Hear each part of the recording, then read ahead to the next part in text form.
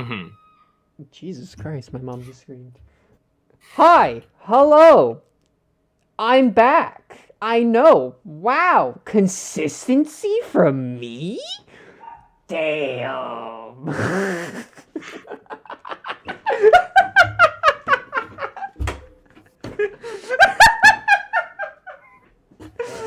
I didn't expect that to kill you that much, goddamn!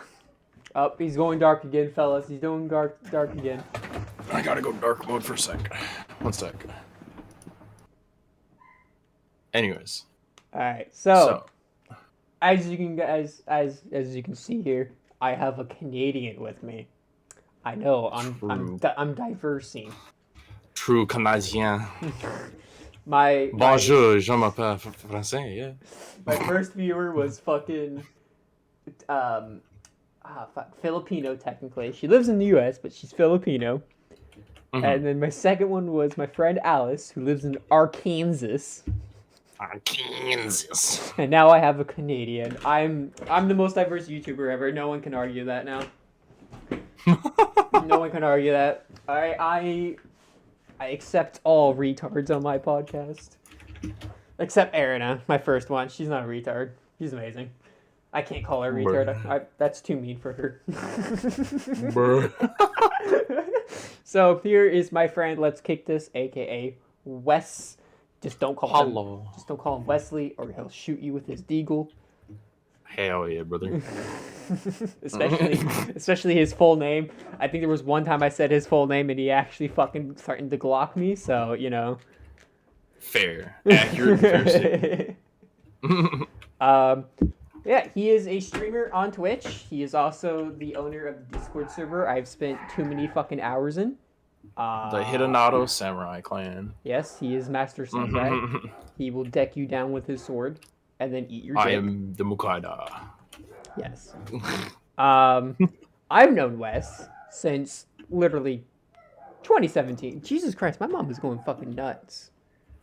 What the fuck? She's playing. Dude, you're getting broken into? No, she's playing with the dog, being an absolute retard. It's okay. But yeah, I've known Wes literally since 2017, which is fucking insane because you're probably one of the only few friendships I've kept this fucking consistent.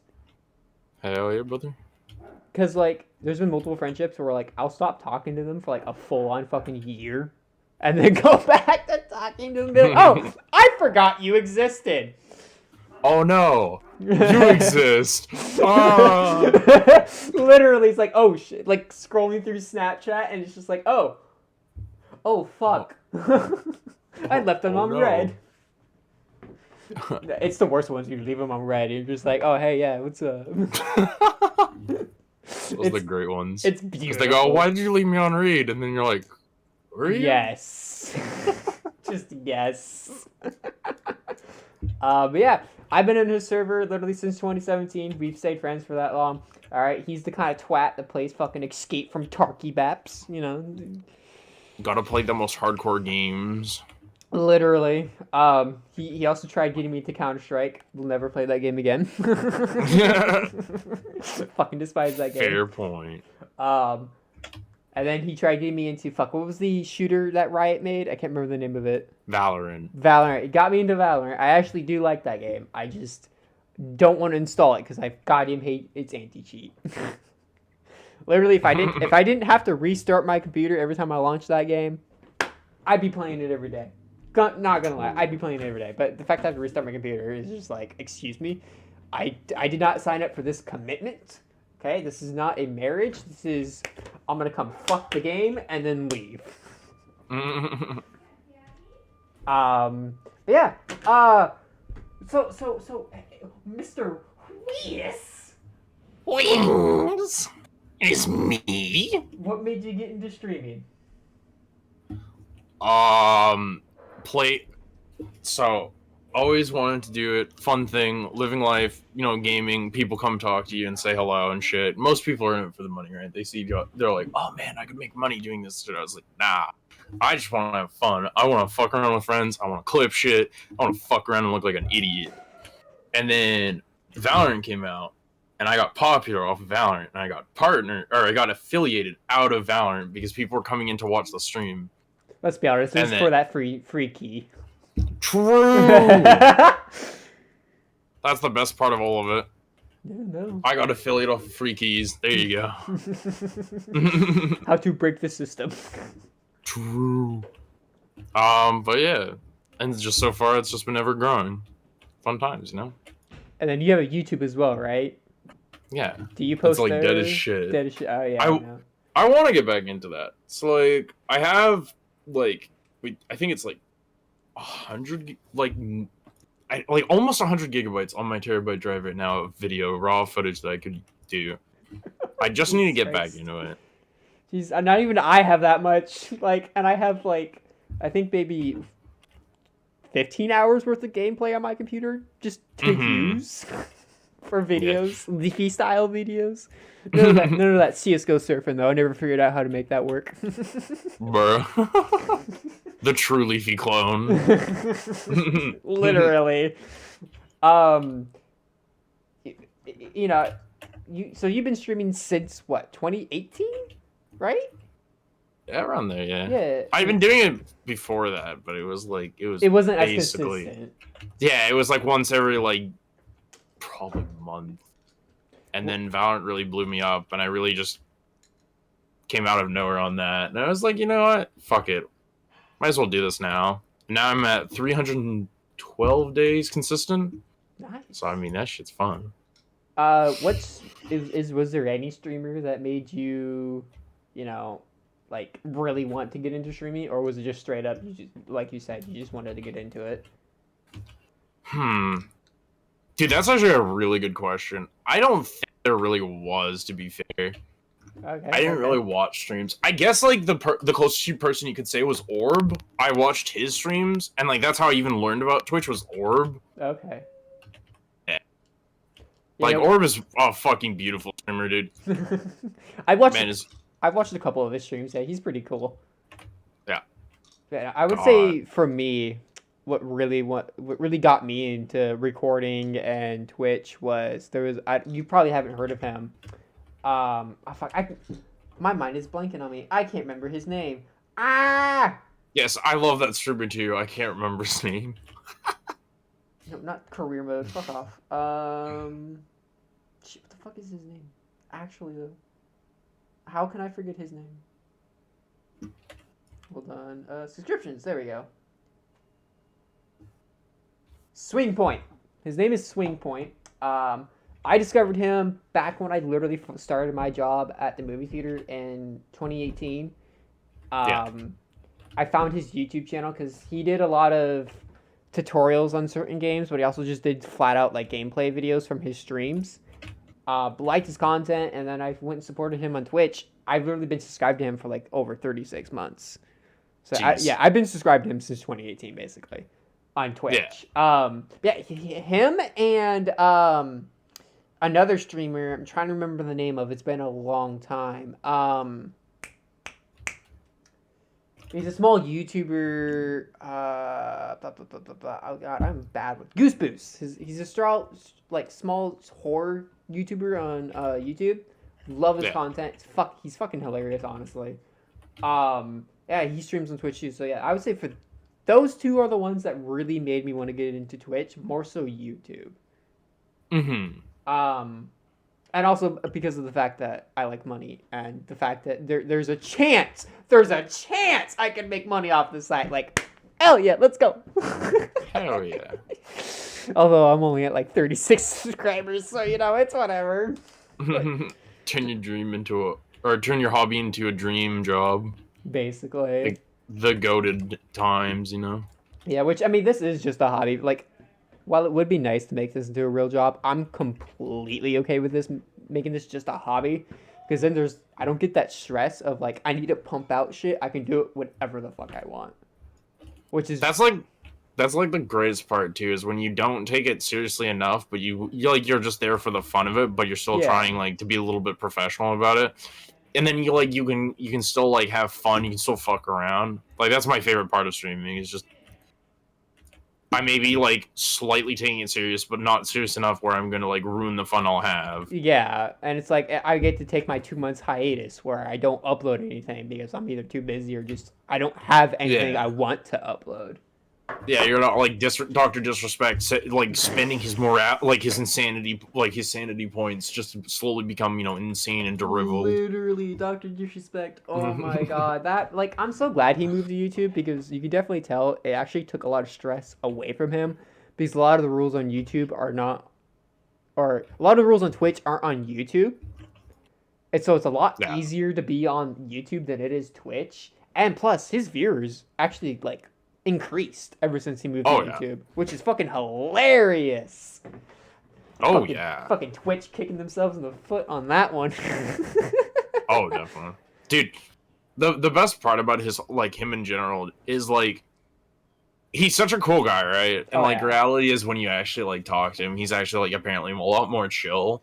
And like all of it is like a personality, right? So like it's obviously a personality. Like anyone who takes him seriously is like you're something special. Yeah. But it's just so like cool, like to know that he's just like it's just all a joke because like that's one game in Call of Duty and that was like his personality blew up. Yeah. But like, man, like you watch him playing like games, and you just feel bad for him though because like sometimes he'll be playing games, and it's games he just has no chance of being good in. And he's losing his insanity. Like Fortnite, like all the videos where he like mentally breaks down in those. Shit's funny as fuck, but it's like you just gotta be sorry for the poor man. Well, what really sucks is like when the whole allegations came out about him cheating on his wife, and oh my god, yeah, dude, that shit was actually sad because you could tell that man was literally like regretting so much in life during. Oh yeah, dude. Like I think that's when he showed most of his personality.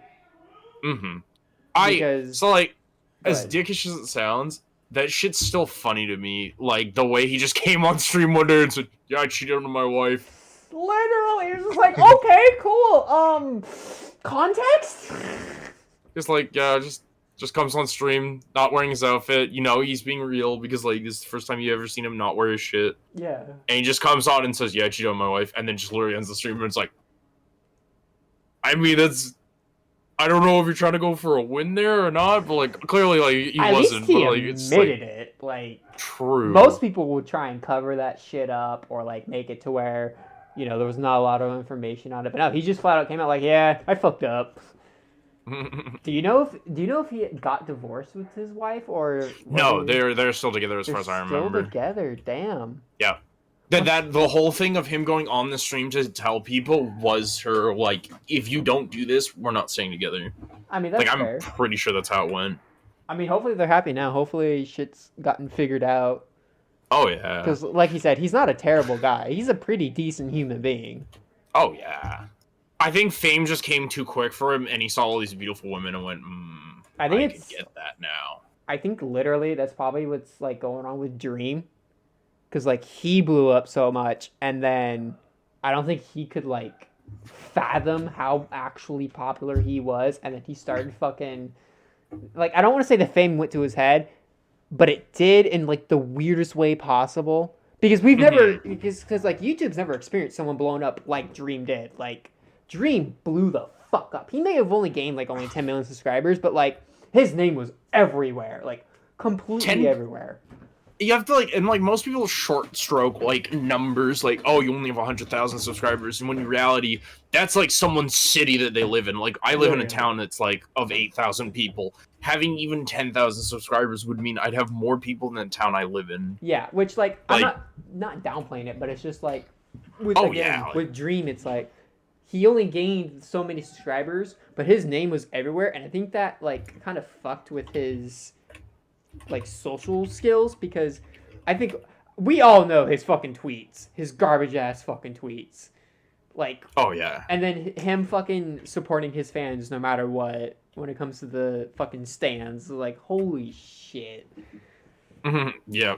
Which I don't think he'll ever admit that he has stands, honestly, because he's flat out. Go ahead. I don't think you ever want to admit that though. Like that's kind of like it's like K-pop and them not talking about their stands. It's like, yeah, you kind of don't want to admit that you have like crazy rabid fans that'll literally eat humans for you. Like, Well, I mean, you gotta remember, Stan came from Eminem's song "Stan," Stalker fan, mhm. and he flat out addressed it, like being like, "Yeah, this is a problem. This needs to come to light." Like, Yeah, I think it's a good thing for creators to be like, "Look, I love all my fans, but sometimes some of you take it too fucking far."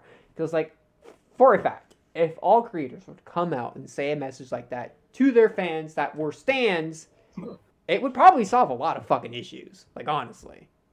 oh, definitely. Like, there would still be a great number of issues being raised, but it would be decreased significantly because those creators would be like, look, I get it. You love me, but stop taking this shit too fucking far. Stop arguing for me. Stop defending me and everything. Like, if I fuck up, I fuck up. Like, come on. Yeah. Like, I think there's only one fan base. One fan base I can think of that's not full of stans, and that's Markiplier's fan base. Even then, there can be some crazy fans. Like, there are some crazy fans in his list, but at least like his fans, they're like really like fucking quiet hippie shit. It's not like the Steven Universe fans where they'll rabbit each other to death over one small fucking thing. Like, different color, gem proper, gem too slim, kill, kill, kill, kill.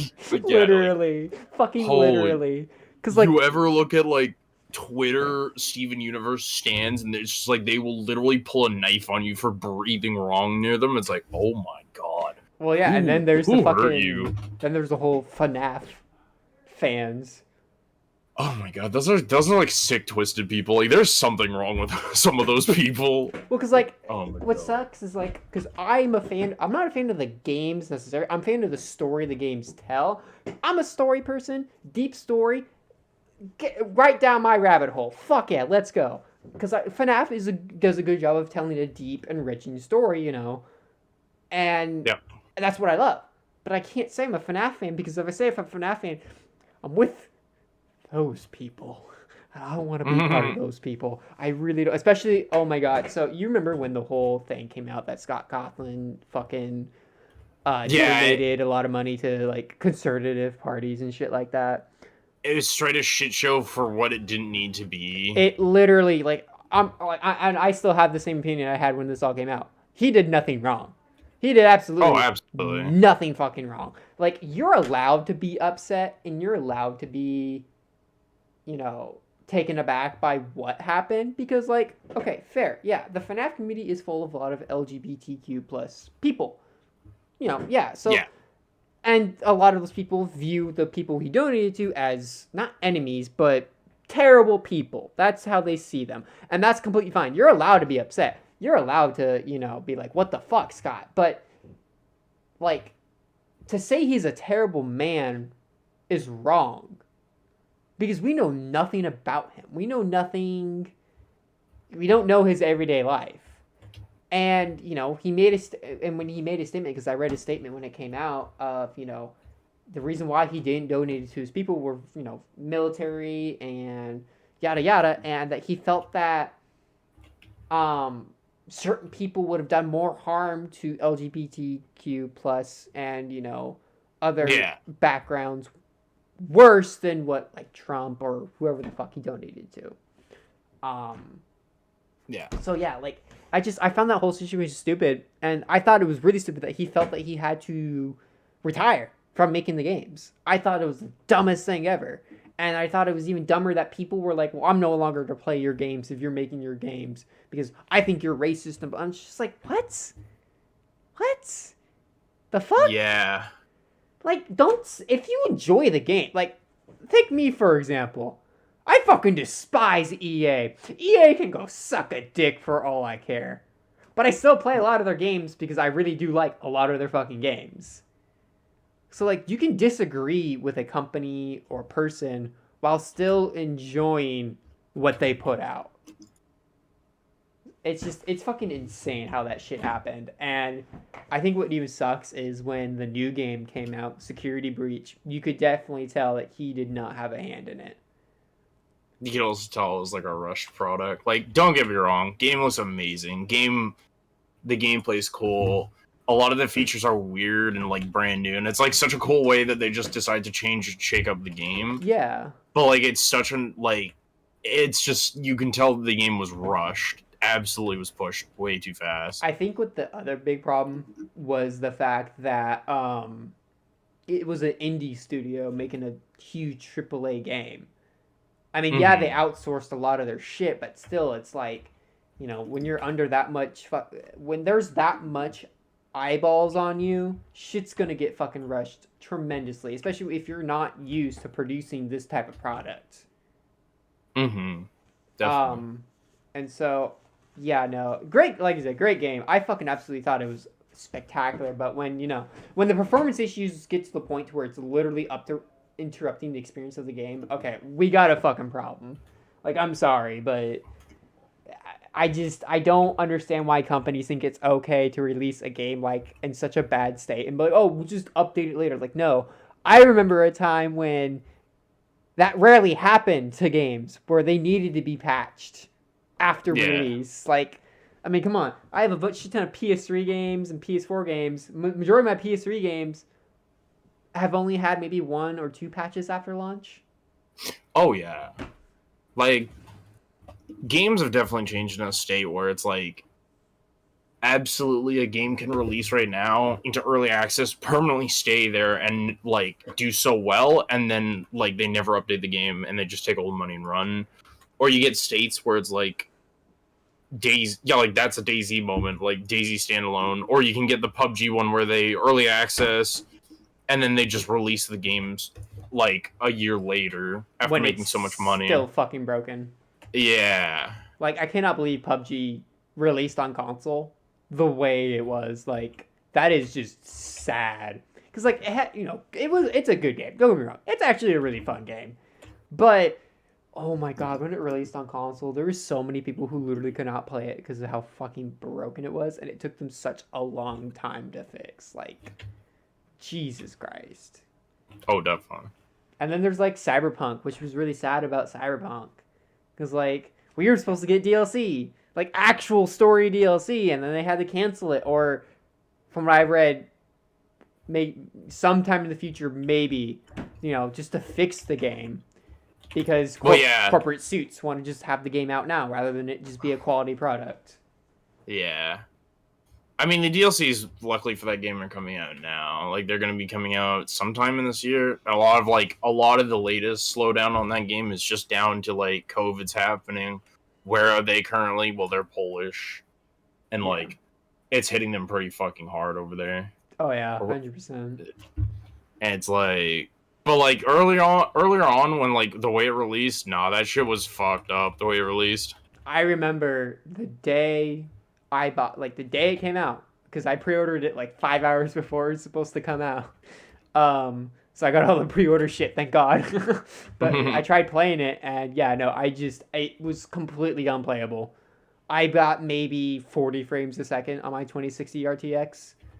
Maybe. And then, yeah, the fog. Dude, the fog, oh my God. I think that was the problem everybody was having with the fog just being broken. Oh, yeah. But yeah, it's because it sucks. It's a good fucking game. It is a spectacular game. But it definitely is. At the same time, my issue with the game is I think, and don't you know, I know a lot of people are gonna be like, oh, I can't believe you said this, but I think the game's too big. You're not even wrong in that statement. Like, you have to remember, like, with Cyberpunk especially, the game is that big. It's so fucking beautiful. Like, everywhere you go, it's fucking amazing. You can go to the trash lands and still, there's just so much beautiful detail that, like, you can tell they went hand by hand by hand. Obviously, some areas, it's, like, repeating, like, the same textures as before. But, like, there are areas where it's straight up new shit, and you're like, wow. Well, and then they did this for PC, new generation, old generation, and it's like, holy shit. The time you had to put in just for that is insane. Well, because, like, what I mean by too big as well is also, like, the amount of content and the amount of just missions and all that are in the game. It's fucking insane. Like, honestly, I think it's way too big. And I thought Skyrim had a lot of fucking quests, dude.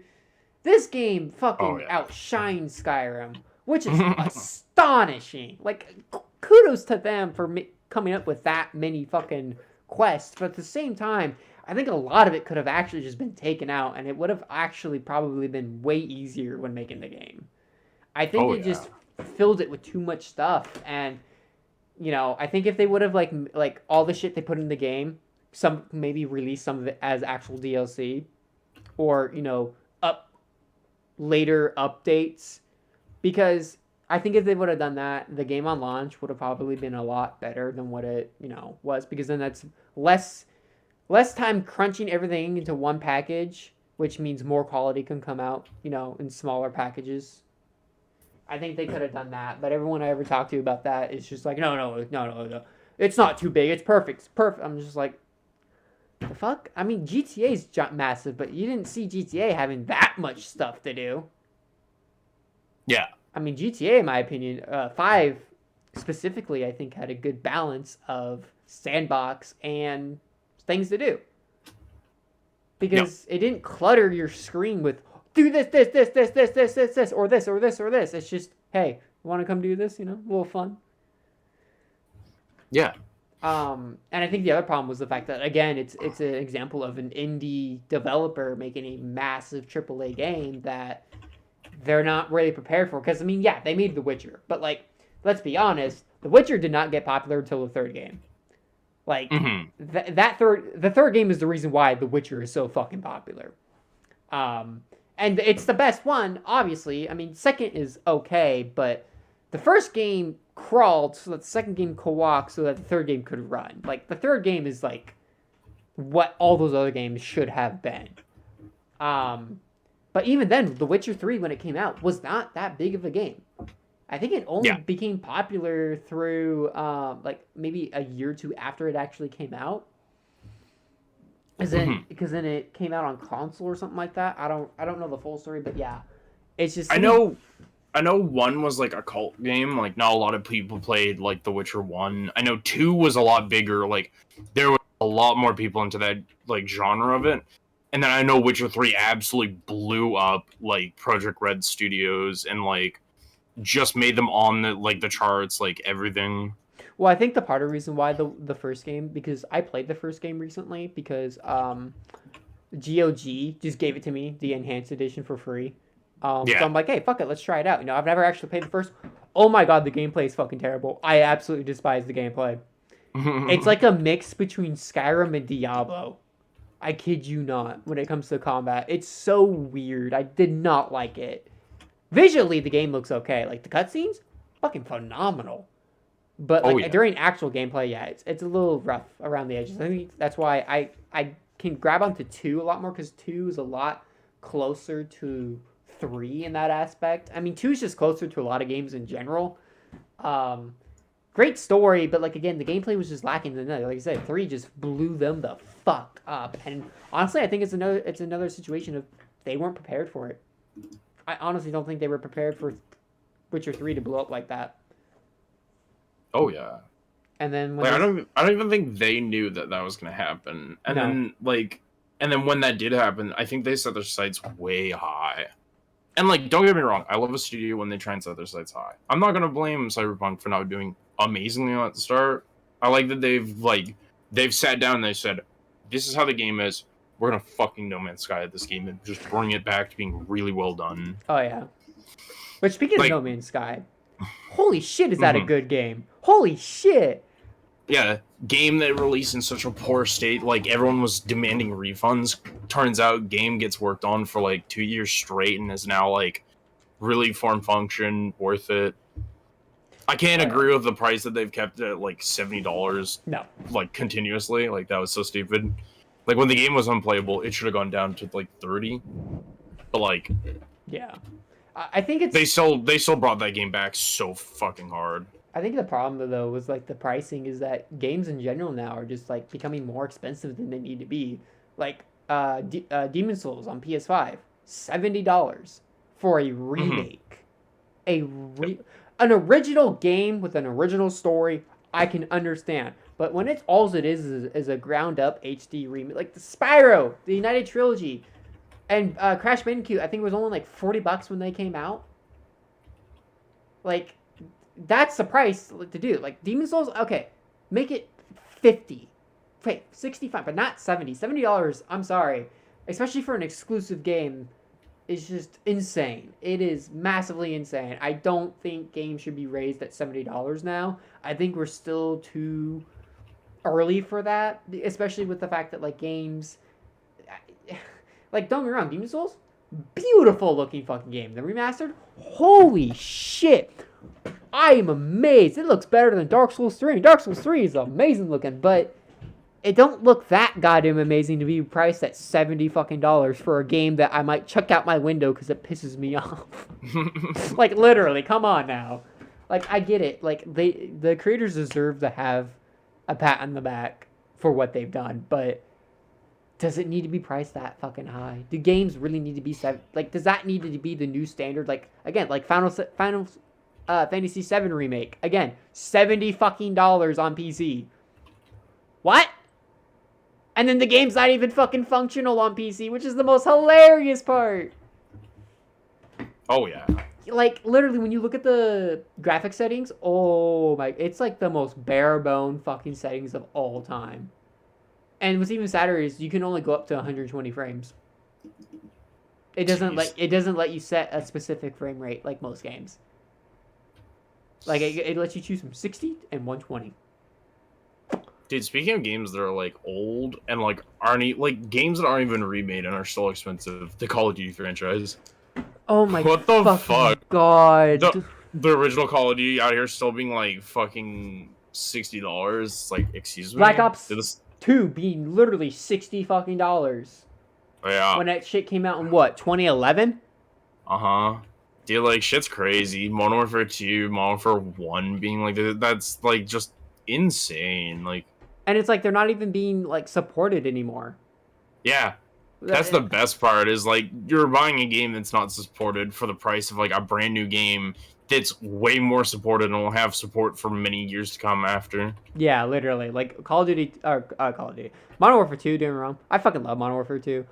It is my favorite Call of Duty game, right? Like, I think the only Call of Duty game that up it for me was 2019's Modern Warfare. But before that, 2 will forever be my favorite. Yeah. But the fact that I have to pay like fucking $30 on PC for that shit. And what's even worse is when they remade it, they didn't even fucking remaster the multiplayer. It's just the campaign. Don't get me wrong. Modern Warfare 2's campaign, fucking masterpiece in my opinion. The multiplayer is why people play Call of Duty. Why are you going to remaster the campaign for Modern Warfare 2, but not the multiplayer? That doesn't make any sense. Like, Activision, what the fuck are you smoking? And then what's even funnier is they cite, like, so when Modern Warfare 2 a remake came out, a couple months later, there was apparently an announcement that they said that they were actually trying to work on multiplayer, and then never said anything after that. Yep. Which is just like, wow, gee, thanks, guys. Yeah, cool. But yeah, speaking of Call of Duty, Vanguard, I'm not gonna lie, pretty fucking fun. Way better than Black Ops, for sure. I don't even doubt this. I mean, I just couldn't get into that game. I saw it and I was like, man, we get another like World War era game. Great. I mean, don't get me wrong. Like, it's the least done one, which is World War II, World War One. But like, even then, it's just like. See, I bought Vanguard when it was on sale because, like I heard it was fun, but I also heard there was a lot of issues with it. So I'm like, okay, if it's on sale, I will buy the game. I'm not gonna buy the game at full price.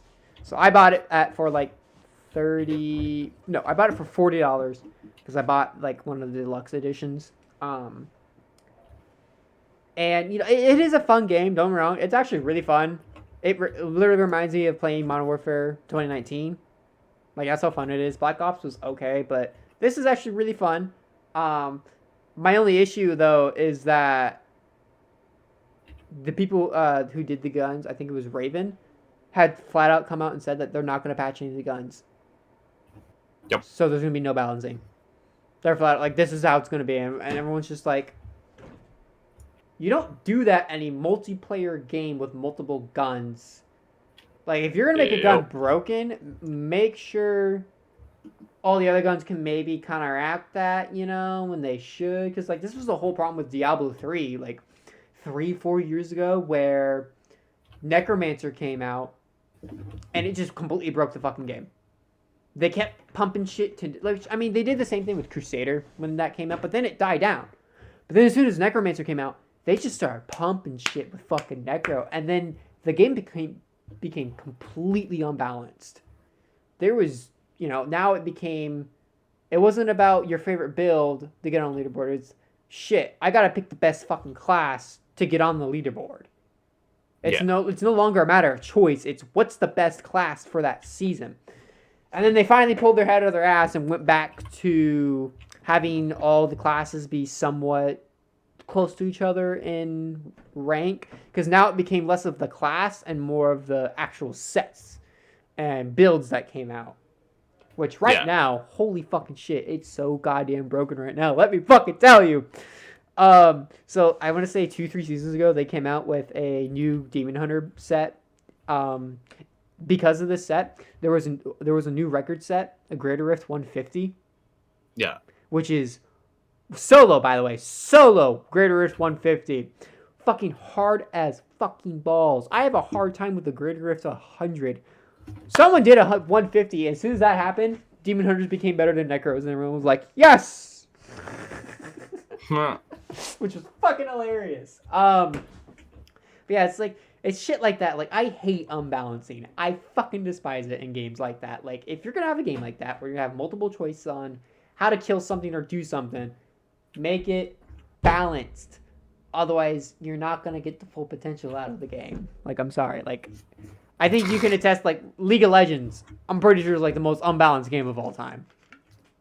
It's weird, like, champions are unbalanced, but they're balanced by being unbalanced, and then there are champions that are balanced too hard that they're balanced, and it's that weird, like, there's so many champions, like, there's 200 champions, like, you can't expect any further from the game, right? Yeah. But, like, in a game like Valorant, where every champion is straight up balanced towards each other, it's like, it's like a never-ending fight, because, like, if you balance every champion to like the perfect 0, someone's gonna start complaining about something, and then you have to balance that, and then you unwonkify everything.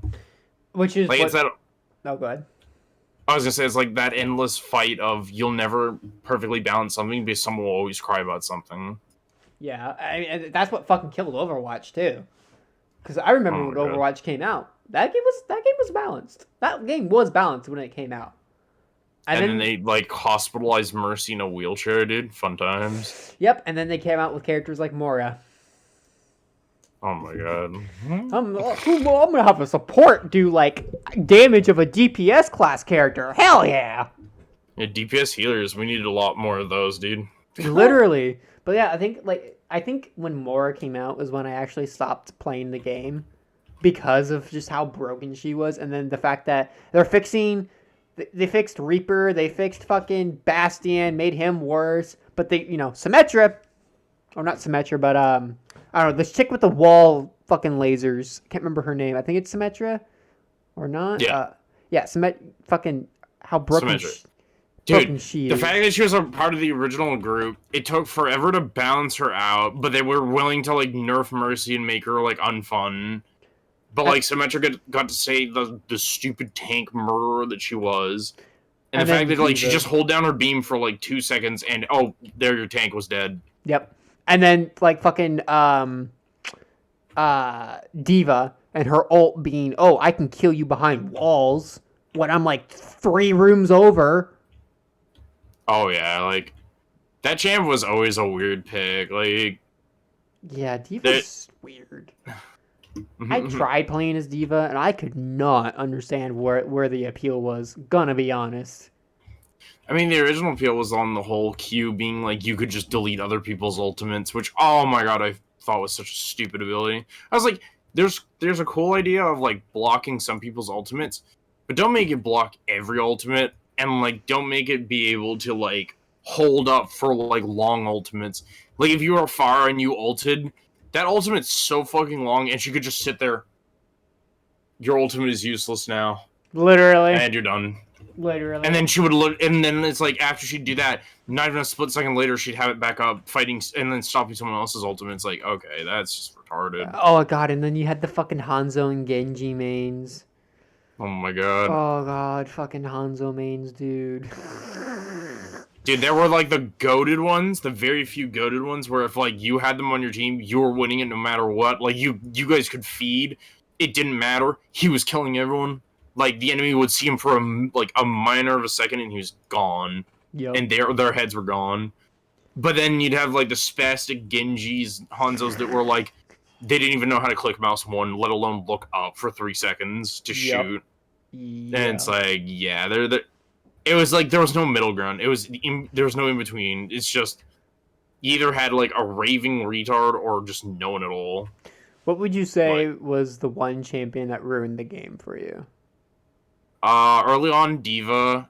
Later on, it was the way they killed Mercy. Like it wasn't even like a champion that had been added that was ruining the game. It was the fact that they just destroyed champions that existed. Yeah, the fact that they nerfed Mercy so much, yeah, that was bullshit. Because like people like me and you, where you'd rather play Mercy, and then I was fucking Pharah, and then you just fucking tangle me. And then they nerfed her to where that was no longer possible. Which Pharah, I'm sorry, I love playing Pharah. She's useless if you can't do that. She's a useless character. Like I'm sorry, especially in comp.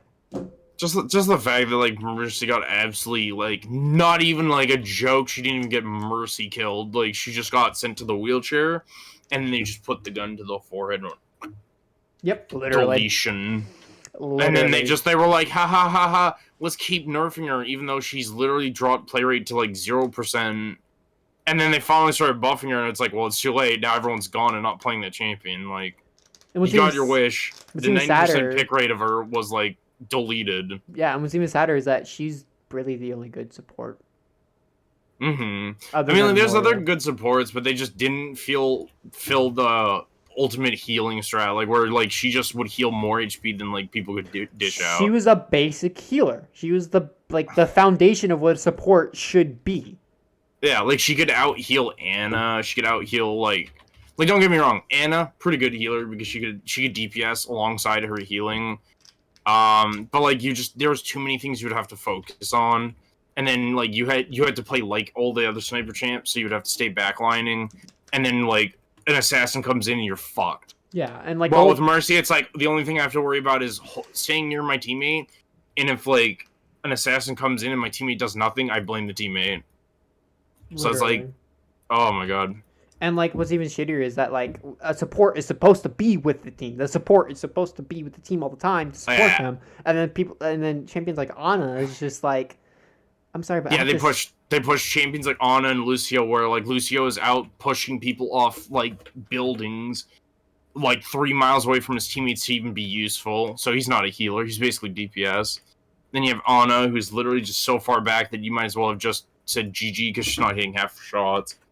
It's like, yeah, and then they just killed like most of the good supports. And then what killed me was that they killed Bastion when he was balanced, and then they fucking killed him, and it was just like, okay, look, I get it, he's quote unquote broken, but like not really. Like realistically, when you think about Bastion, is he easy to play? Yeah, but that's because he's a beginner level character. Like he's supposed to be a character you're supposed to first play to get a hang of the game, especially of the tank class. And I mean, simple champ, like easy to like pick up and like really hard to like master, because like if you look at like master level like Bastion players, like they were absurdly cracked out. Like they would use their ultimate for fucking movement, and then they would literally get behind the enemy and dominate. And it's just like, you just look at that shit, and then you look at like the 90% of players that play him that aren't even in masters, like they're in like fucking gold, platinum, diamond, and they're still nowhere even close to that. They play him like a turret, where they just sit down and pretend they're Torbjorn's turret. Literally, and like, it's just like people shit on Bastion for being too easy to play, and it's just like, well, I mean, that's like, the idea though. It's like the premise is just be a turret. It's like why Torbjorn is so easy to play. Oh god, literally cosplay as a turret, easy. Literally, Torbjorn is the worst character in that game. I'm sorry, he's so fucking. Like he's at that level where he should be nerfed, but he doesn't have to be. Mm-hmm. Because his turrets, I'm sorry, do too much fucking damage. I'm sorry, that's just bullshit. It's right up there with Oh yeah. Symmetra and her wall turrets. I But haven't hey, even kept up with the game. Like I don't even know what the game is like now. But oh my god, I would hate to pick that game back up. I've been playing it recently for shits and giggles. Mainly, I've been playing classic quick play because now they have Mm-hmm. the whole system where you need to click a class. You pick your class before you even get in the Yeah, game, which is I'm. bullshit. I'm so glad I left before they were forcing metas. Like that's so cringe. Yeah, so thankfully they kept classic play a thing where you just Yeah. jump in. But it's not bad. It's not as bad as what it used to be, like maybe 2 years ago. But there's still a lot of major issues that they're just ignoring because it's fucking Blizzard. Um, Yeah. I mean, come on, like look at fucking World of Warcraft. That game, Jesus fucking Christ. It, Mm-hmm. they need so much work, but at the same time, it makes so much fucking money that they're like, well, it's making money. Why do I need to fix anything? That was like the problem of Overwatch. It made too much money, and so in the end, like they never thought to fix anything, and then the game just went vamoose, and it's like, yeah, Yeah, give me a second. what do you do now? But yeah, no. And then there's fucking fuck, what was it? Tom Clancy, Rainbow Six. Oh my god. That game was terrible. Like it was such a good start. Season 0, perfect. Was fun. Game was shit for like hit detection, right? Shit was funny, like haha meme. Season 1, the DLC champs were kind of trash. Season 2, like one champ out of that whole set was good. So like the first 3 champs sucked, and then one champ was really good. And then you had season 3 that ruined it because Caviar came out and it was like, my pistol's less than lethal, does 99 damage, like out snipe a sniper with my pistol, like makes sense, balance. And then they just kept adding champions that were weird, like Blackbeard was like started off trash, busted, like buffed into being busted before he was fully released to the public. Like PvE was trash. Comes to the live games, has 800 HP on his shield. It's like he has a bulletproof shield that protects only his head. You're going to give it 800 HP in a game where you need to shoot heads to insta kill a person. Because the Literally. game is literally shoot head win. Yeah. And it's like, where was the thought process behind that one? Yeah, Like no. I remember he would peek like 30 different windows and kill the entire like team, and it was solely because haha I have 800 HP on my shield. You literally physically can't stop me. Literally. I'm so glad I never actually got into that game, like, play-wise. Oh my fucking Oh yeah. god. Because, like, I love watching it. Like, watching it, it's so fucking fun. Because, like, I watch... Playing it's like a whole new level of cancer, like it's Especially on console. It is a completely different game on console than what it is on PC. It is fucking insane. Like, you have to change your playstyle completely if you're playing on console. Mm-hmm. Which is just, Look, like, sad. It's funny when you look at console and it's all the shotguns and the SMGs and, like, really close quarter, like, champions are picked over everything else. And then you go to PC, assault rifles. That's it. There's no other gun. You're running any other gun, you're wrong. Like, you just straight up are booed out the scene. Like, people will start calling you, like, racial slurs. They'll call you other mean names because, like, you're not picking the right gun. I think it's Oh my God. mainly because, like, on console, you have a lot of your Call of Duty players. They're like, oh, Yeah. it's just another shooter. It's like, no. Yeah. Tom Clancy is a league of its own when it comes to fucking gameplay, which is terrifying sometimes. Oh, yeah. Because it's hard. It's hard as fuck to get into that goddamn game. Mm-hmm. Especially if you're like, if you're not used to shooters. Whoo, shit. You're gonna get ass raped. True. Like, goddamn, See- dude. See, one game I was really excited for in the Rainbow Six series was fucking Extraction.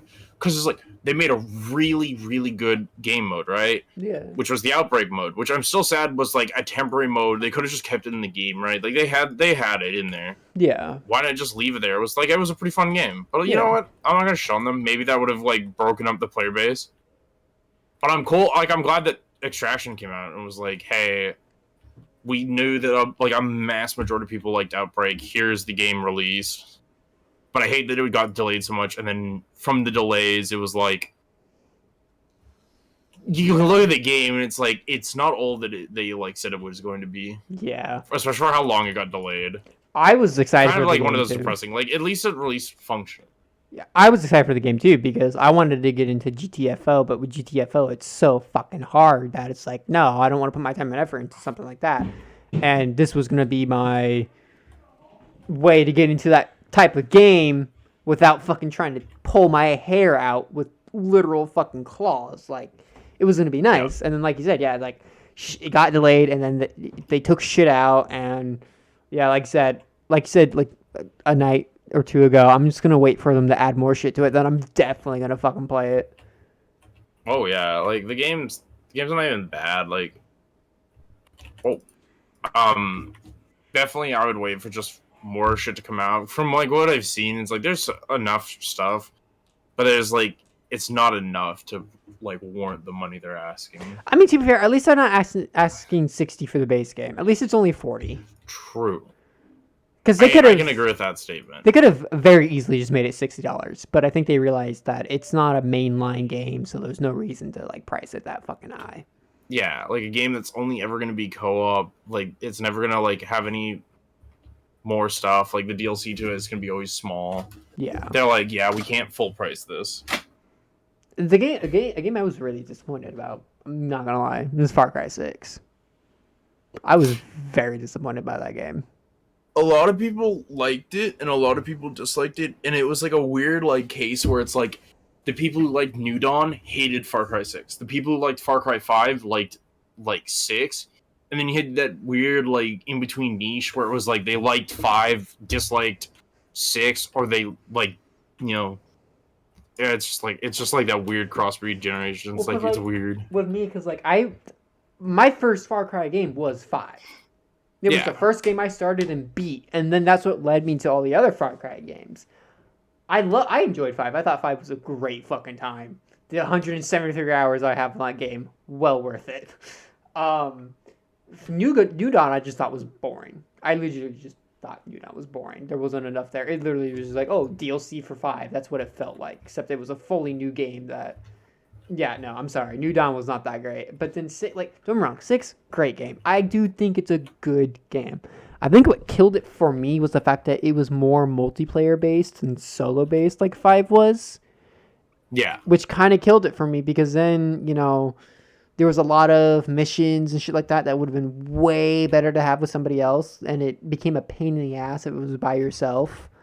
Which, like, I get it. Some games are like that are multiplayer. But at the same time, it's like, if you're going to make a game that lets you beat it all by yourself, make it accessible for me to beat it all by myself without tearing my eyes out of pure, like, hatred for the game. Because the game is basically being like, no, use multiplayer. I'm just like, no, I don't know nobody else that plays the game right now on PC. Shut up. Yeah. And so I think that's what did it for me. Because I literally only have, like, 3 hours on the game. I only have 3 hours on the game, and I'm thinking about putting more time into it, but it's just like, I don't know. And then again, I think it's suffering from the fact that the game's a little bit too big, just a teensy bit too big for me, just a teensy bit. I mean, 5 was massive, but 5 also had just a lot of shit to fucking do. Like it was well spread out throughout the map, and the fact that you were able to respawn the bases in that to go reconquer them and shit like that was really a nice touch. Mm-hmm. Like 5, I don't know. I really enjoyed 5 as a game. I know a lot of Far Cry fans hated it, but it was a really good fucking game. I think it was better than 3 and 4. Far Cry 3 and 4, in my opinion. Especially with the guns. There was more variety on the guns, more customization. Yeah. And, you know, Far Cry was always that wacky fucking game. And I think what killed 3 and 4 for me was the fact that it was a game set in a funny universe trying to take itself serious. Because, like, ever since Far Cry 3, it's kind of been, like, a little wacky, you know? And then 5 really embraced the wackiness that Far Cry, you know, was trying to put out. And I think people were stood up because of the fact that they love the fact that it's a wacky universe with the game trying to take itself serious. When Far Cry 5 knew when to take itself serious and knew when it was okay to make fun. which was 98% of the fucking time. True. Like, I mean, come Like, on. it was such Cheeseburger. a, like, the main story is, like, in 5 was just so fucking, like, it was just so, like, heartfelt. You knew when they were trying to, like, actually make you feel something. And then there was moments where they were straight up like, hey, we're just gonna make a fucking meme of, like, conservatives and, like, other people. Yeah. Oh my god. Like, every time you killed one of the siblings, it made you feel like you legitimately murdered somebody. Oh yeah. Like, killing Faith, I think, is one of the saddest boss deaths of the entire game Yeah. series. Because, like, you know, when you actually look into what she actually went through, it's fucking wild. Yeah, she's a heroin addict turned, like, God believer. Well, I mean, supposedly she was also apparently raped. Yeah, that's in the story, yeah. Yeah, and so it's just like, oh my god, because like you feel bad for the bitch. Yeah, she tried to kill you, but like you're just like she was like so vulnerable, and then you had someone in like, what's his face come in and basically brainwash her. Yeah. Like it just sucks. But then like the two brothers, they're fucking Mr. Ginger redheaded stepchild and then fucking ooh, I'm a pretty boy. You know they're assholes. No one cares about them. True. But no, Faith, I gotta say, her section of the game is one of my favorite sections of the game because Oh yeah. there is real emotion there, and I think Mhm. that's what did Far Cry 5 good, because it knew when to show like raw emotion, Indeed. especially during the boss, like the final boss battle with Mhm. Seed. Like you could tell the man was like desperate as fuck, Yeah. and then the nukes drop, and you're just like, oh. Well Yeah, done. I still find that's, like, such a cool ending when the nukes drop, but I think it's just so, like, weirdly cringe at the same time. I think it's cringe because New Dawn exists. If they would Yeah, have, like, it was such a, you could tell that they were setting it up so far ahead, and, like, the only reason the ending ends like that is so they could push New Dawn immediately, and, like, lo and behold, not even, like, 6 months later, we have New Dawn on our doorstep, and it's like, I think that if New Dawn wouldn't have come out, there would be a lot more appreciation for that ending. Yeah. Because you know, like the fact that like the person you play as in 5 is the hunter and New Dawn is like kind of retarded. Because like, oh, the hunter uses a bow. Well, what if my character in 5 never used a fucking bow? Yeah. Like, But I mean, I think it's cool because he's driven insane by, like, Seed in the bunkers, like, slowly torturing the shit out of him until, like, he just, like, started believing in him because, like, all of his, in quote, ideals were coming true, even though it was just coincidence, and he was taking part of the coincidence. It's like, yeah. the world shall end, and then nukes went off, and it wasn't even, like, his choice, it was just random, like, it's so weird. Yeah, no, it was insane. That game was so insane. I fucking love 5. Oh, yeah. I wish they would make another one like it. Because, again, 6, great game, but bring back what made 5 so good, please. Like another. What? Go ahead. I was gonna say, speaking on games that are, like, depressing that they were so bad, Battlefield 2042. Absolutely my saddest, like, really wanted that game to do well. Game came out, I was having fun with it, but it's like the community just couldn't stop about it. Don't get me wrong, the game's not in the great state. Beta, shit state. They said, oh well, it's not the current release we have. The current release will be a lot better. They didn't lie. I'll give EA and, like, DICE that. They didn't lie. The full release was definitely, like, way ahead of that beta, like, miles and miles and months ahead. Yeah. But, like, the current state it's still released into, so trash. Fun, don't get me wrong, but, like, nah. Like, what's going on there? Did, like, DICE just give up and not want to do anything anymore? Yeah, no, it's just so disappointing with 2042 because like I was stoked for that game because I'm not a huge Battlefield fan. Like playing the game, like watching it, oh, it's fucking hilarious as shit. But like playing the game, you know, I was actually excited for this one. I was really excited for 2042, and then yeah, like I said, it's just Oh my fucking god. Massive disappointment. Massive Oh, disappointment. absolutely. Like, just so depressing. Like, I really wish the game had released better. I think I'm I think part of it's because EA is trying to focus on their most popular titles, which is kind of fucking them over. Because, like, for example, remember how I told you about Kingdoms of Amalur Reckoning? Like how yeah. so if I feel like if they were to go back to games like that, they'd be doing good. Because, like, everyone's been waiting for a fucking sequel to goddamn Kingdoms of Amalur Reckoning. That's a good goddamn fucking Mass Effect medieval RPG, okay? Fucking god tier game. And then they fucked themselves with the remake. Yeah. Because, like, what's sad is literally the original, I kid you not, the original Kingdoms of Amalur Reckoning looks better than the remake. And the remake is in 4K. Yeah. It's fucking insane. But, like, if they were just like, focused on making games like that again, like they used to, they'd be doing good. Oh yeah. But Like, no, here's the thing. Here's the thing. EA is weird. Like, their remasters are always terrible, but like the originals are always so good. It's just that weird state, like where like I don't know, but you can definitely tell EA is like slowly I mean the losing it. Like Mass Effect, the Mass only Effect current studio Legendary that's is still good. doing well for them is Yeah. the studio that produces FIFA, the NHL and Madden series studios, and then Respawn Entertainment. DICE has dropped the ball. 3, almost 4 now, Battlefields in a row. Citron is now taking over Need for Speed, and that studio is pretty ass.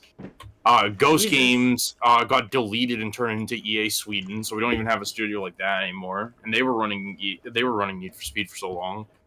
Like, and then you got like the other studios that like made like what's that Dead Cell game? I have no clue. It had the engineer Oh, I know what you're talking Isaac about. Clarke. I know what you're talking about. I don't remember that, but I know what you're talking about. Yeah, it's blowing out my mind right now. Like, but that like the studio that made that game suddenly just got deleted and was like, yeah. It's like they just ended up deleting so many studios. I think that's what they're like feeling the pain from too. Oh Is yeah, that they 100%. they took so many studios, deleted them, and then just engulfed them into another studio. I think they're Literally. feeling the pain from that. Oh yeah, 100%. And speaking of studios, Sony bought Mm-hmm. fucking Bungie, which is fucking Yeah. insane. So that's what I So wanted to insane. talk to you about in the start. So, did you see the release they did that was talking about why they bought them? No, I did not. Bungie is bought not because of Destiny, not because of any other game they're planning to make or any past IPs. Is because they're looking to buy Sony to produce PlayStation exclusive games on PC. That's why they're doing it.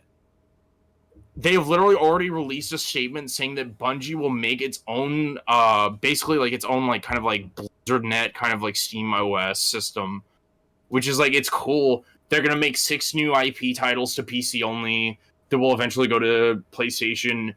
Like 38 games from the PlayStation current roster that are exclusive are gonna come to PC, and it's like you can just tell that like they really just did this not just for Destiny, but to just start making PC games, and it's so exciting. I mean, Like, Spider-Man might be coming to PC. yeah, like Fuck yeah. it's crazy. Like when you look back, like a year ago, the PlayStation CEO was like, "Yeah, we want to produce games onto PC because we've noticed the market there is really good right now." And then lo and behold, like obviously COVID like put a slowdown on that, right? Yeah. But we're coming now, and like they're actually buying studios to start producing their games onto like actual PC. It's insane. Well, that just means that they might actually keep their promise that I've been holding towards them when they released the PS5, saying that any PlayStation exclusive game will be put on PC. Yep. Because part of me was disappointed because like there's a new Wolverine game that Insomniac is making that's supposed to come out in the next couple of years, and Mm-hmm. it was told that it was going to be on PS5 only, and I was like, "Excuse me, hello, Yep. the fuck?" But no, if that's happened, if that's why they bought Bungie, I'm gonna be Yep. fucking ecstatic. That's straight up the reason.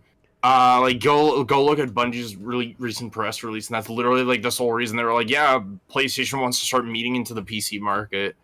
That's sick. Yeah, And no, it's fuck like, yeah. holy fuck, just such a great fucking opportunity that's coming from this. Yeah, Obviously, you know, who knows, maybe it might not come to fruition, but like, one can only fucking hope, right? I mean, Microsoft has been doing it for years now, and Oh yeah, dude. PlayStation's been needing to do it, and they've been wanting to, but it's like it is fucking hard as shit to do it. I mean, Microsoft has some resources, while PlayStation doesn't necessarily have those resources. Oh yeah. Because I mean, hey, Microsoft is owns most of fucking computer parts and software and shit like that. So they have all those resources versus PlayStation. All they've ever done is console. All they've ever done is shit like that. And so it's hard as fuck. But no, Oh yeah. if Bungie can help them with that, they're fucking going to rise. You're going to have Oh, a yeah. lot of PlayStation fans like me who primarily use PC go play their games a lot more. Oh yeah. Like, did you see the success of God of War on PC? Like, Oh god, dude, yes. And it's only yeah, 50 bucks. like, yeah, and that's why like they're trying to move into the PC market, and like, it's gonna be a good time if they do. And then And it's gonna be the great. Nathan Drake collection is supposed to be coming on Steam here pretty soon, which Mhm. is fucking amazing, including the 4th game, I believe. Yeah.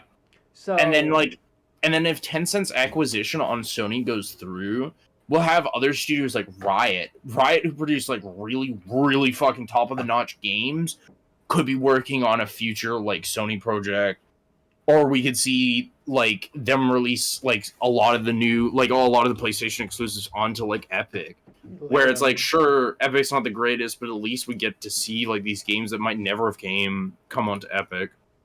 I mean, it's like I said, like with the whole Kingdom Hearts, that like I'm really disappointed that Kingdom Hearts on PC is only on Epic and not Steam.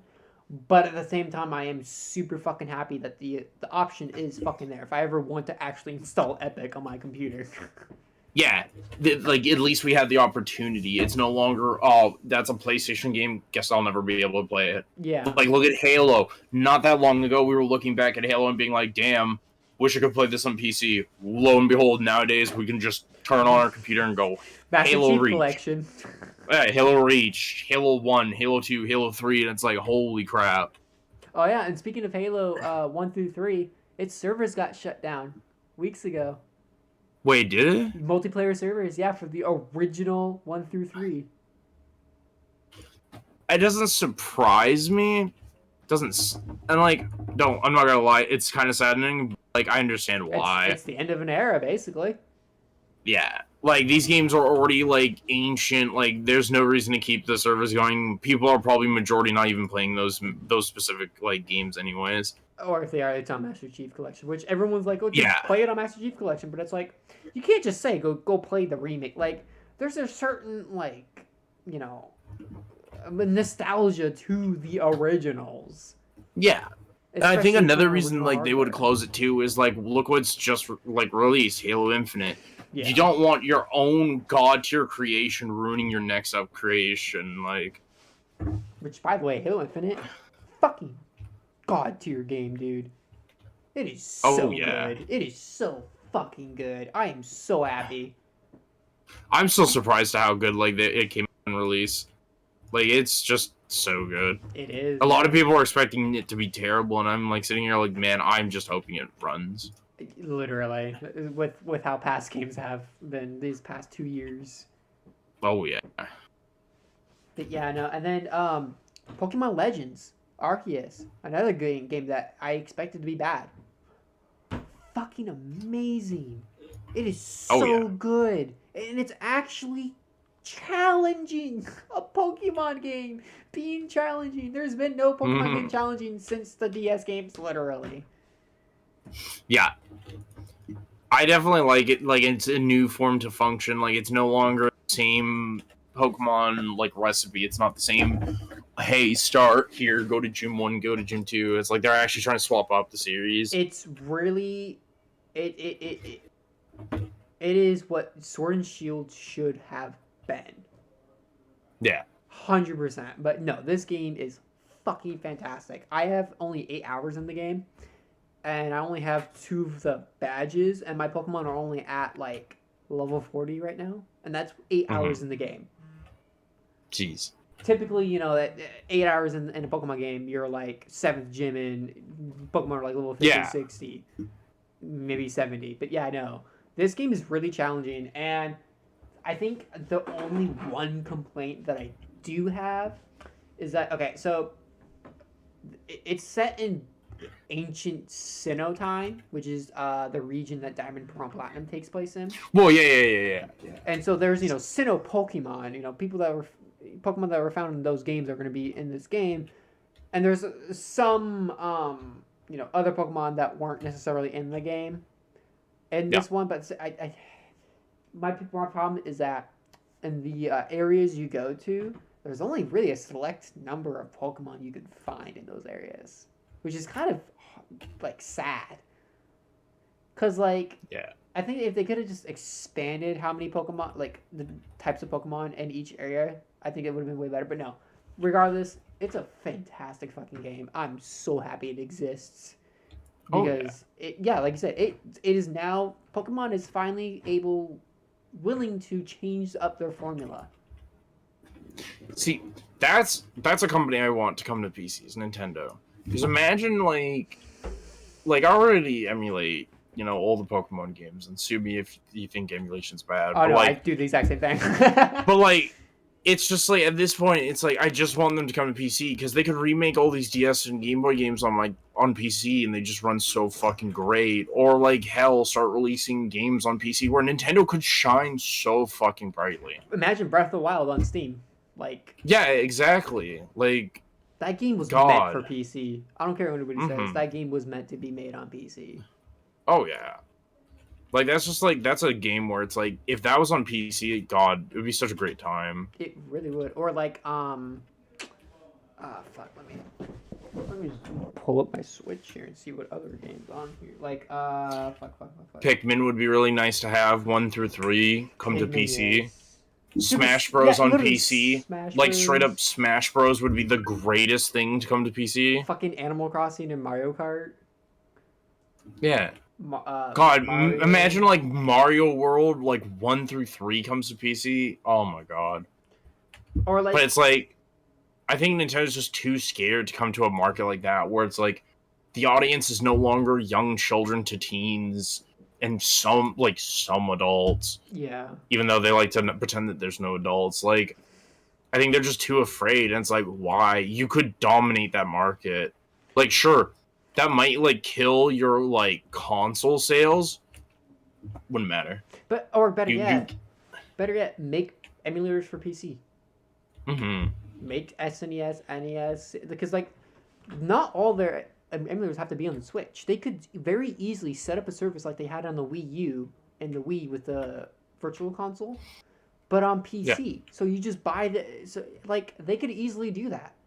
And I think that would actually make people like a Nintendo a hell of a lot more. Oh yeah, definitely. Especially with the fact that, you know, they'd be willing to open up the PC. But I think Nintendo is very fucking egotistic when it comes to their shit. They'd rather have their games on their own fucking hardware than put it on something else, which is disheartening. It's saddening, definitely. Like, it's like really depressing when you look at like how good those like games are and how like it could succeed so well if it just came to PC. Literally. What's even funnier though is that the numbers Nintendo makes aren't even that high compared to Microsoft and Sony, which is really fucking sad. Mm-hmm. Because like Breath of the Wild, I think only sold like 100 million copies or something like that, or 50 million. Yep. Well, it's because like the majority of like adults don't buy into Nintendo because it's like you have to buy a whole new console on top of the console you're already playing, and it's like yada yada yada. So like but the game's more catered to younger people anyways.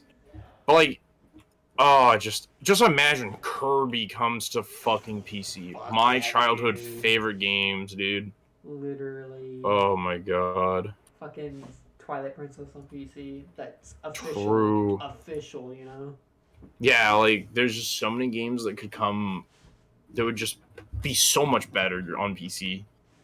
Yeah, and I think the biggest thing that's really hurting Nintendo right now is the fact that, like, so you know how they remade Wind Waker and Twilight Princess on the Wii U? Yeah. Why not bring that to fucking Switch? Why are you making me have to buy a dead console for to play good games? Like, just bring them this. Like, there's so many games that they people are screaming at them to bring the Switch, and they're just not doing it. It's weird. Like, Nintendo's in a weird phase right now. It's where you're like, they can't adapt to the new like world, but I like mean, they have to soon, or like the world's gonna go under for them. look at them in YouTube. Yeah. Like the fact that Like, they fucking copyright strike people who use their gameplay. yeah, yeah, and they go hard against emulation on PC, but it's like, so just come to PC. The fact that you have to strike it, take down all these websites because it's so large, should prove to you a point that coming There's a to market. PC is your best idea. Like, it's just your smartest idea right now. Yep. But no, they won't. Unfortunately, it'll never happen because again, Nintendo, they're very egotistical when it comes to their own shit, and it's just yeah, like it's just so fucking sad because like I am a massive Nintendo fan. I've been a Nintendo fan longer than I've been a PlayStation fan. Anything, and Yep. like it saddens me because so many good games could be enjoyed by millions on PC, and they're just like, no, no, no, just buy it for $60 when it used to be $20. Like, what the fuck? Excuse me. Which, Oh, oh yeah, yeah. by the way, they're fucking pricing. They priced Skyward Sword HD at $60 when it came out, when Yep. it was $20 when the Wii U was out. Oh yeah. So There's some weird shit going on with them. Like, who really knows, honestly. I think they're in that phase of like ever since like Reggie, left. That time was a lot of when a lot of the business people, like old business people, left, and it was taken over by a lot of new people. I Oh, think it was a yeah. matter of those new people didn't know what Nintendo used to stand for. Yeah, and it's like, that's the problem. Like, they're just not trying to adapt and overcome. Like, they're just so complacent with just sitting in the same spot and repeatedly doing nothing. It's like, if you just continue this cycle, the next console will suck. Because that's how it went. It went good console, bad console, good console, bad console. Now, GameCube, undersold, unreleased. Sadly, I love the GameCube. Favorite thing. 100%. It was never shit. Anyone who says that, you can suck dick. We outsold it, like, phenomenal, and it was a good console. Then the Wii U came, undersold, trash console. Like, Wii U, there's no reason to buy that thing. You might as well throw like your money at a wall at that point. But like, honestly, the games are good on it. It was less of the hardware and more of the games. Yeah, because they tried adapting too much for what the Wii U was known for. Oh, definitely. And it's weird. Like, and you could really tell that like Nintendo was going from like home console to slowly becoming like this weird like cell phone style gaming. Yeah. And it's like, that's the weird part. Like, I don't want to say the Switch is a cell phone gaming thing, but it's like the closest thing we're getting to. And now Nintendo's actually producing mobile games. It's like, it's that weird thing where it's like they're going the wrong direction. And I don't like it. It was like, this whole started back in 2015, 2016, which a lot of people consider for Nintendo to be the dark age of Nintendo, 2015, 2016, where there wasn't really a whole lot going on in Nintendo. Because they were working on the Switch, and they were working on Breath of the Wild and a bunch of other shit. But it was just like, this all started because Nintendo was desperate to make money, and then they just never stopped. When they can stop, and they'll be fine. But no, like the mobile games. I mean, like the Mario Run one was okay. That was a pretty alright. But like the Mario Kart one, fucking trash, absolute trash. Oh yeah. And then they just brought up other ones where it was just like, why? Why would you do this? The fuck? Yeah. And it's like, it's just so weird. Like, and the pattern is like the Switch did really well, it sold really well, everyone likes it, right? So the pattern, if they keep this shit up, is the next console will undersell, it'll be really terrible, and like just the games will be just downright atrocious. I mean, Like, honestly, and that's what I'm worried about. they can break the cycle by doing one fucking thing. You wanna know what that thing is? What? Make a pro version of the Switch. Up its performance. Mm-hmm. If they did that, I guarantee you, I can name 20 people that would buy a fucking Switch that don't have one. Because a lot of the selling point is performance. I mean, it basically has the performance of a PS3, but like, you know, they would give it just a little bit more horsepower. Like games like Breath of the Wild would be fucking flawless. Oh yeah. But I think the reason they won't ever do that is the problem that it's like it's so much tech, and they're not really into like doing tech builds. Like they're not the people to build like massive, giant, like really like horsepower like consoles. Like if you ever look at their consoles compared to the other consoles released in the same time frame, they're like ages behind in tech. Yeah. And what they focus more on is like the games, and it's like it's really interesting the way they do it, which is like odd that it keeps them in the fight. But like, I mean, I granted, don't know. stupid statement that like, you know, the Switch is their most powerful fucking system they've ever made. This is like, in terms of when it came out, it's their most powerful system. Yeah, and like you're not even wrong in that statement. And then you look at stuff like like the other consoles that were released at the same period, and they blow that shit out the water. Like they're like almost 5 years ahead in technology, and it's just like it's saddening. But it's like the reason why is I think they want to go for the low cost market. They want to hit more like younger people. Yeah. And what are younger people not full of money is like. I mean, look at the Wii. The Wii was like, what, 200 when it came out? Yeah. And the Xbox 360 and PS3 the PS3 was like 400, and then they dropped that price down like years later. But then 360 was 300 something versus the Wii, $199. Yep. Look at the GameCube, like $99 to $199 at most. Oh yeah, I mean the GameCube when that shit came out, it's surprisingly a powerful fucking console. Like honestly. The shit it pulled off was insane. It makes you question why it fucking flopped, honestly. Oh yeah. Because like I still don't understand to this day why the GameCube flopped. I really don't. It was a really powerful system for when it came out, and the games that were on it were just amazing. Oh yeah, like the games that came out on, like look at Need for Speed Underground 2. It looks so beautiful, and you can compare it to like newer day Need for Speeds, and they look similar. Like all it is one looks more pixelated slightly. Yeah. And you look at it and you're like, this is a GameCube game? Like hold on. Literally. Why does this look better than like Need for Speed Rivals? It's like it only came out like 6 years ago, and you're like, huh? Literally. That's fucking weird. And then you have games like fucking Metroid Prime.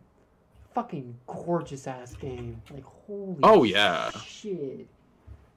Like Nintendo excels at making story games and games that just look so beautiful throughout the ages and with like limited hardware. Yeah. Like they really limit themselves on hardware and then go absolutely absurd and strong with how much they can fit in that. Like look at the Game Boy Advances, like the limit they had, yet those games still look so beautiful for like a 6-bit game. Like, what the fuck? You look at other companies that were making 6-bit games, and you're looking at Pong. Literally. But they're out here making like Super Mario World, and it's like, what the fuck? Yeah. And then it's like they ported a bunch of those SNES games on the Game Boy Advance, and at the time you're just like, what the fuck? Like exactly. Like now it's easy as shit, but like that shit was hard as fuck to be able to do, and Nintendo pulled it off. It was insane. Like I remember when Link to the Past came out on Game Boy Advance, and everyone was just like, "They fucking put Link to the Past on the Game Boy Advance? How about they do that?" Like that goddamn bro. Although I think. Go ahead. I think that's something also that Nintendo's really been dominant really well with is their console, like their handheld console market. And I think that's honestly why the Switch became a thing. Mm-hmm. Was just they've never lost. Who fought against the PS Vita? Where's that?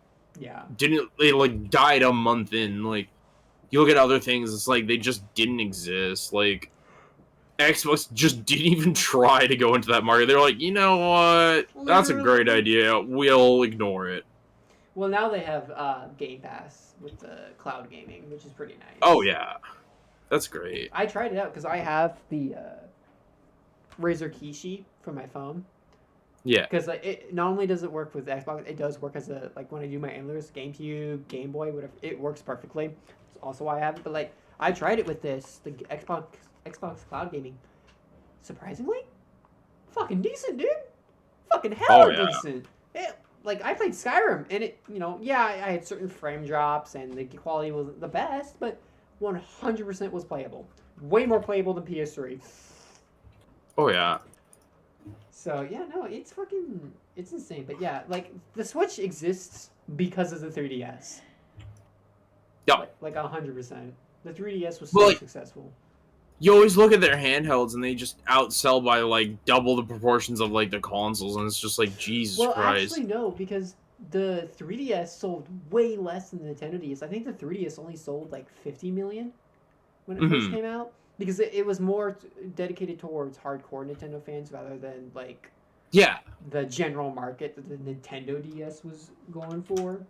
Oh yeah. But yeah, no, the Switch has to thank the 3DS because the 3DS did so much shit that it exists, that's on the Switch because of 3DS. 3DS, and I still have my 3DS.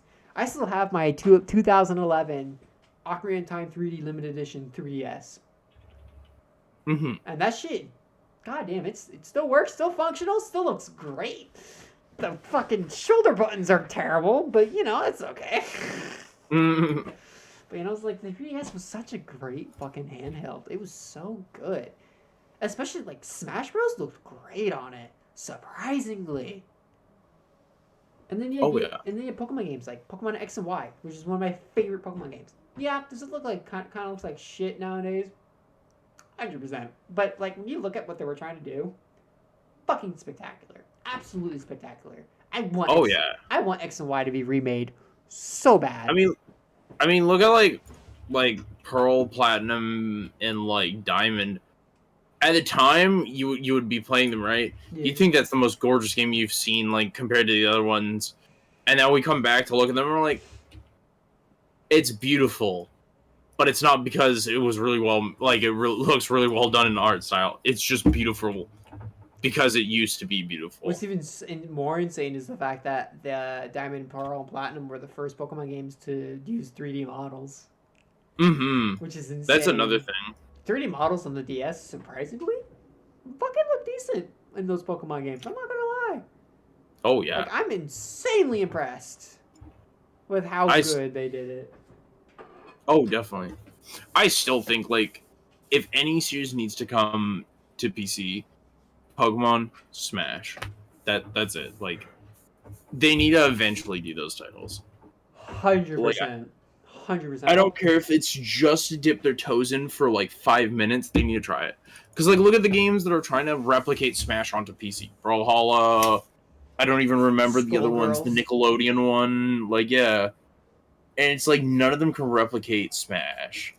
No, It's just ridiculous. I mean the Just Nickelodeon game is actually really fun, surprisingly. It's I've heard a really lot fun. about it. But yeah, no, like you can't replicate Smash. Super Smash Bros. Is Super Smash Bros. Like you can't copy it. It's its own thing. It's impossible to copy it, mainly because of all the characters that are in the game, especially Ultimate. Yeah, definitely. Like Ultimate, oh my god, dude! I remember when that game came out, dude. Fucking fire, goddamn game. Oh shit! What's even funnier is like a week before Ultimate came out, I went on Smash on my 3DS to re-practice because I hadn't played it in months. And as soon as they came out, I was the only one in my friend group that was actually prepared to kick some ass. It was hilarious. And now I'm shitty at it because I haven't played them forever. Although recently, like a month or two ago, I kicked my brother's ass using Zero Suit. Because me and him both use Zero Suit as our mains, and I kicked his ass as Zero. I was just like, hey. But then he kicked my ass in Dragon Ball Tenkaichi. So... Dude, that game's fucking hard to play. Oh my god. Tenkaichi's hard as shit to pull off combos. It's insane. I'm way too used to like games like Xenoverse and Fighter Z. Goddamn. Nice. Bankai Tenkaichi games. Oh, they're so good. They're so Hmm. good. And they still look spectacular. They still look really good, which is surprising. Granted, Oh, they're yeah. on PS2, and or like Kingdom Hearts, another fantastic game that looks amazing for being on PS2. Especially fucking Metal Gear Solid 3. Fucking beautiful game. Holy shit. I don't even doubt that. Like, Metal Gear games have always just looked so good too. Like, it's so surprising what they do. 4, dude, looks spectacular. Like, for being on PS3, fucking pretty nice. Pretty good. I mean, yeah, it's a lot of Oh, just yeah. like tan, orange, greens, but there's a lot of moments where it's like, it doesn't matter what the color is. It's like beautiful. Like, do you know the ending of Metal Gear Solid 4 by chance? No. Um, I don't know if I'm Wait, gonna be 4? Which one's 4? 4 is the one on the PS3 where you play as Old Snake. No. So I know the ending to Phantom Pain. okay, so basically to give you a rundown, so Phantom Pain was the proof in the Metal Gear universe that PMCs, private military corporations, were going to Mhm. prosper in the world because that's what you were running in 5 was a PMC. Yeah. So 5 or 4 really like realizes that, as in there's 5 main PMCs. One of them Mantis, Raven, Wolf, a couple others I can't remember. And so the whole point was that the PMCs were basically running the world, okay, and the ones that were running the PMCs was an AI using nanobots. Because then you had soldiers injecting themselves with nanobots to basically like prevent like war crimes and shit like that. Yeah. And it became a big thing where Solid Ocelot, he was basically trying to like end the world, basically something like that. It's been a while. Yeah, you basically go around and you kill Ocelot, and at the end is where you find out throughout the game you find out Snake is a bioweapon himself. Yeah. There's the nanomachines in him are basically creating a like toxic gas, whatever, coming from him. So when he dies, that gets released. Jeez. And so he was told that the only way to stop it is if he kills himself. So at the end, he's at the graveyard and he has a gun in his mouth. He's about to pull the trigger, and then the camera moves up and you hear the gunshot. So you're like, did Snake just off himself? No, he didn't off himself. He didn't have the courage to do it. And then Big Boss comes in, being like, no, you don't need to kill yourself. That was a fabrication, or something like that. Basically saying you don't actually have to kill yourself. When you die, everyone will be fine. And then Big Boss fucking dies because there was a virus in him that was killing him. And he basically was like, look, I don't want to fight anymore. I'm done with fighting. And so it's like the most wholesome fucking ending of all time in all of Metal Gear. Because, going through all the years in the in-game universe, with Big Boss, and then, two Big Boss, like, it's everything that happened leads up to that point. You're just like, God damn, I can't help but just shed a tear. Because, like, it's just so sad and insane. Yeah. But yeah, I recommend, you know who Some Ordinary Gamer is, right? Of course. Yeah, he has a 4-hour and 20-minute long video on Metal Gear Solid 4 as a review, and not only does he go into gameplay, he goes into all of the story. And he does a really good job of explaining it. So if you ever have any time, I recommend watching that, because again, he does a really good job of going to the story and how everything connects, how 4 connects to the games and shit like that. But yeah, 4 and then 5, dude. I don't care what anybody says. 5's story, it was pretty fucking decent. Like, it was not terrible. Anybody who says 4's fucking or 5's story was terrible, I'm sorry. You're just a nitpicker at that point. It was a good fucking story. It was a really good story. I mean, granted, does it like make plot holes for 4 and all the other games, 100%. But if you look at it by itself, like you look at it as like parts of 5 being related to all the other games, the story is pretty fantastic. Mm-hmm. I mean, you literally kill half your fucking platoon. You kill half your squad that's infected with the virus. And, like, the amount of emotions that go through Snake at that time, you're just like, God damn, this shit's dark. But yeah, no. If you don't know the story to 5, play 5. 5 is peak. I love it so much. And plus, even when you beat the story, there's still so much to do because there's a multiplayer aspect of it where you can go in and you can sneak into other players' bases and shit like that. Yeah. And steal their weapons, steal their recruits and shit like that. When you're out in the field, you can take like there's certain missions where you're supposed to recruit a high-ranking bad guy or whatever. And that boosts your level. Like if they're a weapon engineer, that boosts your weapon engineer level or whatever the fuck it's called. Which means you can make better weapons. Like I have over 100 hours in the game, and I'm nowhere near to like. I think I only have like 40% completion done, and I have 100 hours in the game. Yeah, it's fucking insane, dude. I recommend playing 5.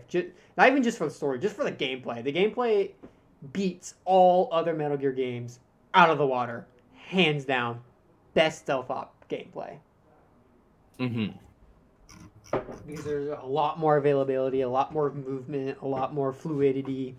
Plus, you get a fucking dog, literally, because you rescue this little dog that has that's missing an eye. And when he grows up, he becomes a partner that you can use, and he'll like it's like the dog from Far Cry 5, basically. Yeah. Does the exact same thing. And it's goddamn god tier, especially in that game. And then you get Quiet, the sniper, who, oh my fucking god, waifu of the year. God damn, dude. Well, because like her death is so fucking sad, and her story is so goddamn sad. And what's even funnier is, it took me like a year after me playing the game to realize that the person who tries to kill you in the hospital is Quiet. Yeah, you ignite her on fire, and that's why they like. That's why they changed her entirely, is because you basically just like burn her to a crisp. Yeah, I was just like, oh shit! Wait, that was Quiet. Excuse me. Mm-hmm. And then there's the fucking Emmerich makes you a little like fucking robo walker, dude. It's so fucking hilarious because you just go fucking on the ground, and then you can attach Gatling guns to it. It's the most overpowered thing ever. You can drift with it. I had to use it because one of the later missions you fight a giant Metal Gear. Mm-hmm. And it's, dude, that mission. I had to stop playing the game for a week because that mission pissed me off so fucking much. Literally, because it's so fucking powerful and has so much health. So I had to equip clothing that decreased damage. I had to use the little fucking runner dude. I had to go farm for GMP and materials so I can make more shit. So I wouldn't die constantly, did more damage. Like, oh my fucking god, I had to do so much grinding. I had to do like 6 hours worth of grinding.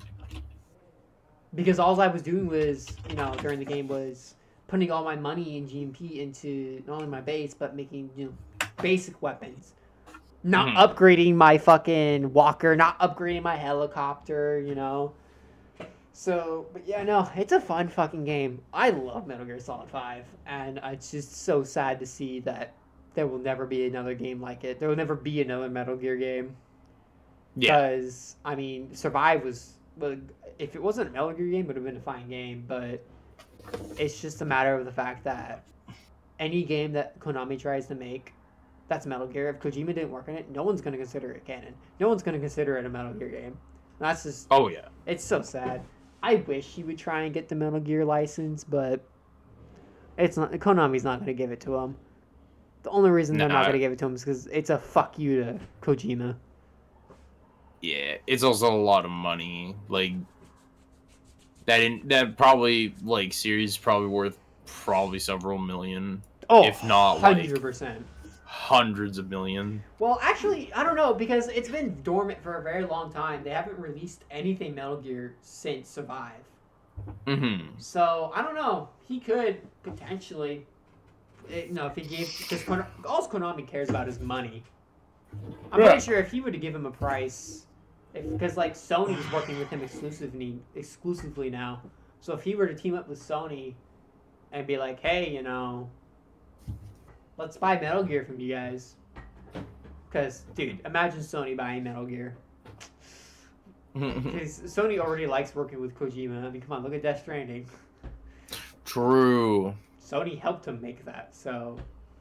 Also, it's not pronounced Death Stranding, it's pronounced Sipping Monster, the game. that's the fucking psychic baby that looks at you masturbating every time and judges you. Norman Reedus and the Spunky Fetus. I don't know. Dude, that game was okay. Like, I love the story. The story was fucking spot on. The gameplay... It's there. Such a disappointment. Oh my It's God. there. Yeah. Like, I have nothing more to say than it's there. It's cool. It's whatever. But yeah, no, the story though, top tier. I think it's one of his best, other than Metal Gear, one of his best storytelling games. Like, oh yeah. Because like, imagine Death Stranding as a TV show. That shit would be good. Oh, definitely.